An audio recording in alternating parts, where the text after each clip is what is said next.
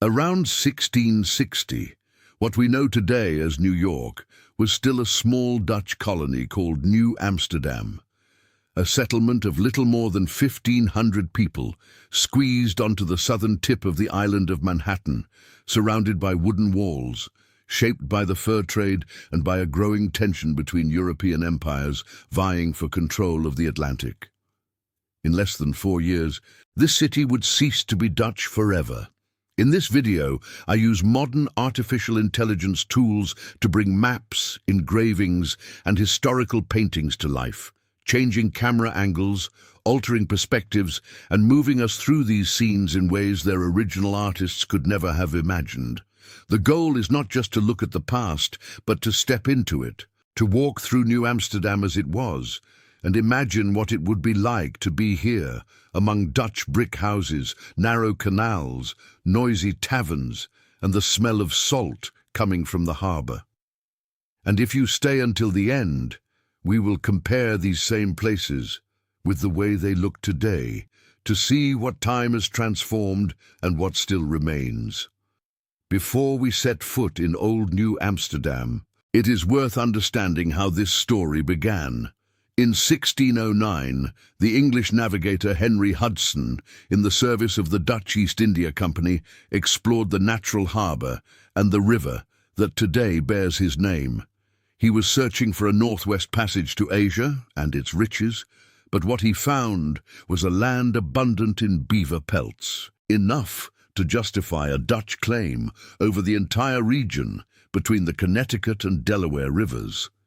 In 1621, the States General of the Dutch Republic created the West India Company, a state monopoly with broad powers over a vast geographical area.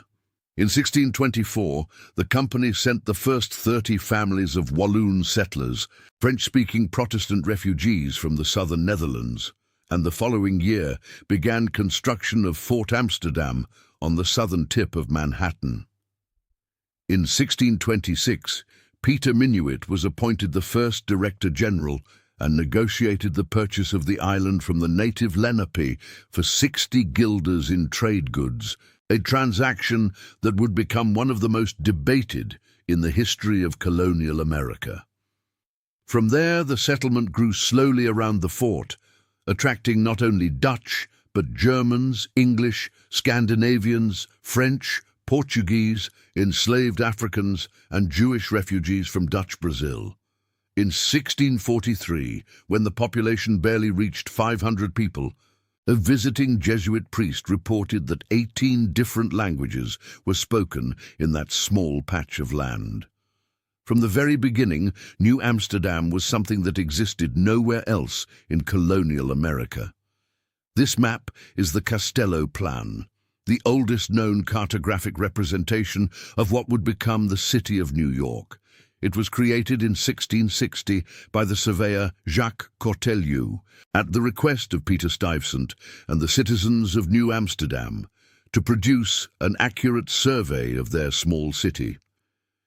The map shows with remarkable detail every house, garden, tavern, workshop, street, dock, and public building of the settlement.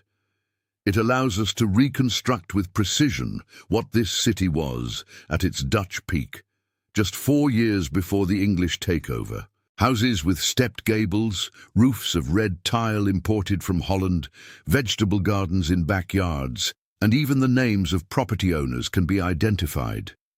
A detailed analysis of the map reveals approximately 250 houses, 20 licensed taverns, 3 breweries, 11 public buildings, and dozens of formal gardens and orchards, occupying this small stretch of land that we today call the Financial District.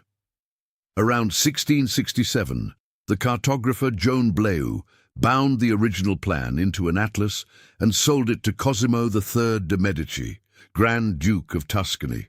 The map remained in Italy for more than 2 centuries, until it was rediscovered in 1900 at the Villa di Castello near Florence, from which it received its name. At the southernmost tip of the island, commanding the entrance to the harbour, stood Fort Amsterdam. It was the most important structure in the colony, the center from which everything was organized. Within its stone walls were the soldiers' barracks, the guardhouse, the residence of the Director General of the West India Company, a warehouse for storing the company's goods, and the Dutch Reformed Church, built in stone in the 1640s by English immigrants, the brothers John and Richard Ogden. The flag of the West India Company fluttered above the walls, visible from afar, a constant reminder that New Amsterdam was not just a port of opportunity, but a place watched, defended, and firmly tied to Dutch commercial power. For any ship approaching through the harbour, the fort's cannons were the first thing visible, a silent declaration of sovereignty over those waters. Leaving the fort heading north, a wide street stretched through the colony, the main thoroughfare that would later be called Broadway. It connected the fort to the land gate in the defensive wall to the north. Along it stood some of the most important houses and properties of the city. Near the fort on the west side lay the garden of the West India Company, a space that served both for cultivation and for leisurely strolls. Soldiers used the triangle of land between the main street and what would become Whitehall Street for marching drills. Further ahead stood the stone residence of Peter Stuyvesant, built around 1657, which the English would later rename Whitehall.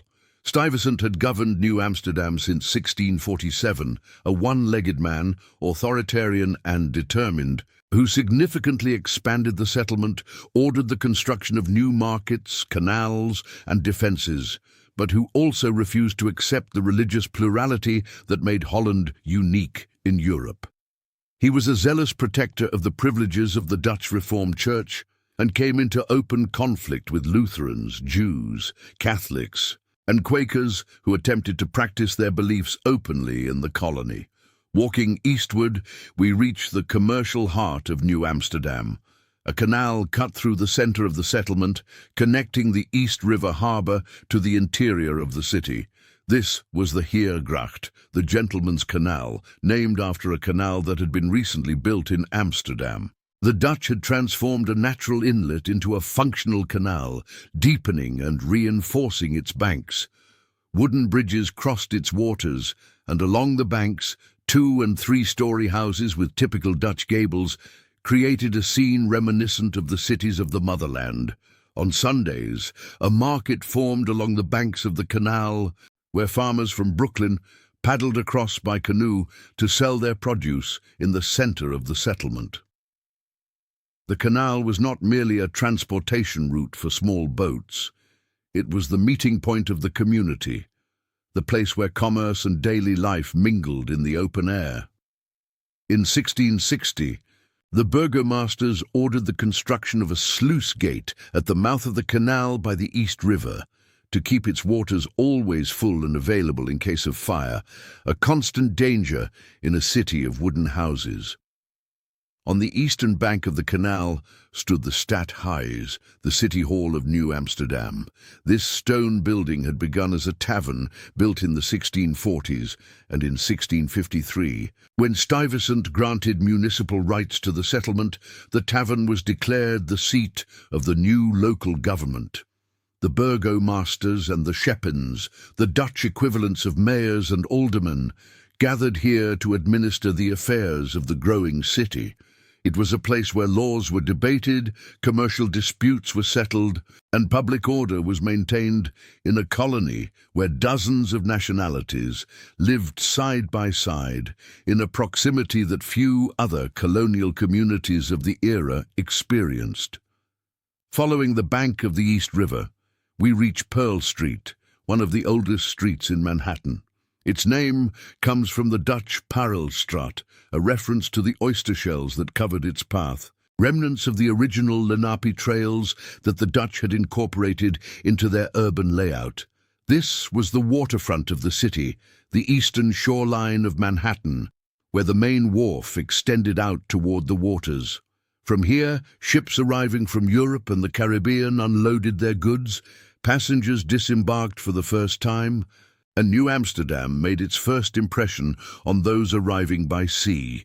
a bustling commercial district spanning 2 blocks stretched along the street, with warehouses, workshops and taverns serving sailors, merchants and dock workers who kept the constant flow of goods moving between the New World and the European markets.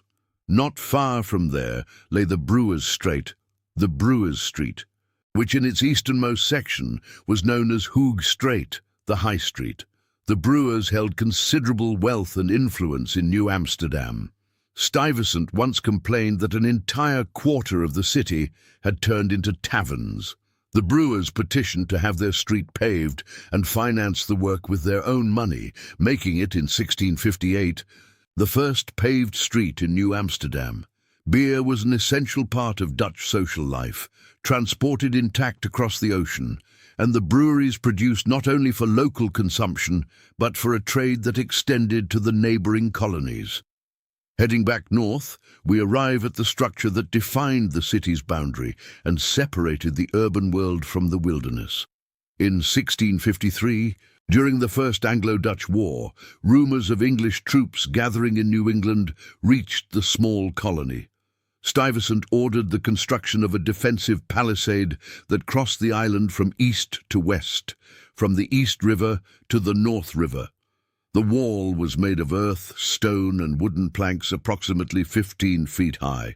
Africans enslaved by the West India Company were forced to build it. By the early 1660s, the Dutch improved the wall with bronze cannons and 2 sturdy gates, one at the intersection with the main road for land traffic and another near the bank of the East River as a water gate. Stone and earth bastions projected outward at regular intervals along the northern side, each large enough to support cannons.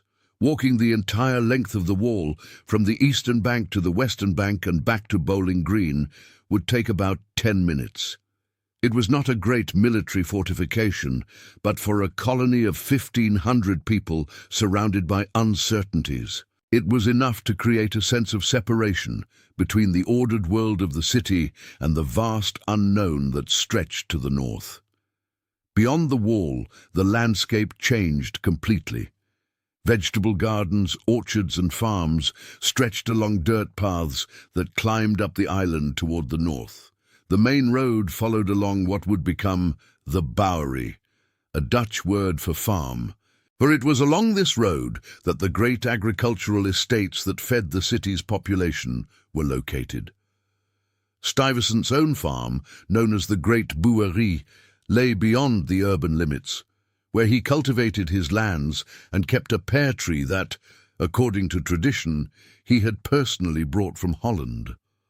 Further north, the village of New Haarlem, formally established in 1658, marked another Dutch presence on the island, while swamps and forests occupied much of the territory between the two settlements. One of the most remarkable things about New Amsterdam in 1660 was its diversity, something unparalleled in the colonies of the time. While Boston and Philadelphia developed along distinctly English lines, New Amsterdam was pluralistic from the start. Dutch, Germans, English, French, Scandinavians, Portuguese, Africans and Jewish refugees from Recife coexisted in a community where, by some estimates, no single ethnic group made up more than half the population. Africans, both enslaved and free, constituted a significant and essential part of the community. The West India Company imported hundreds of enslaved Africans over the decades to build the colony's infrastructure, its roads, its harbour, its wall, its houses. At the same time, some Africans had gained what the Dutch called half-freedom, an ambiguous status that allowed them to live and work semi-independently in exchange for annual payments to the company. The first recorded African marriage in the colony took place in the 1640s. Archaeological evidence, such as a collection of ritual objects called empungu, found buried in the backyard of a Dutch house, shows how Africans in New Amsterdam maintained their Central African cultural practices even under the most adverse conditions. This extraordinary mixture of cultures, languages, and traditions created something unique in colonial North America, and something that in many ways would define the character of New York for centuries to come. Across the harbor, ships anchored in the waters around Manhattan were a constant presence. Windmills turned on the city's horizon, and the beaver fur trade continued to be the colony's primary reason for existence. But New Amsterdam had also developed an active trade with the Dutch West Indies in the Caribbean, exchanging food and lumber for sugar and increasingly for enslaved people. The entire layout of the city, from the position of the fort to the orientation of the streets and docks, was designed to facilitate the flow of goods between the interior of the continent and the ports of Europe. Knowing what we know today, it is strange to think about how ordinary this place must have seemed at the time.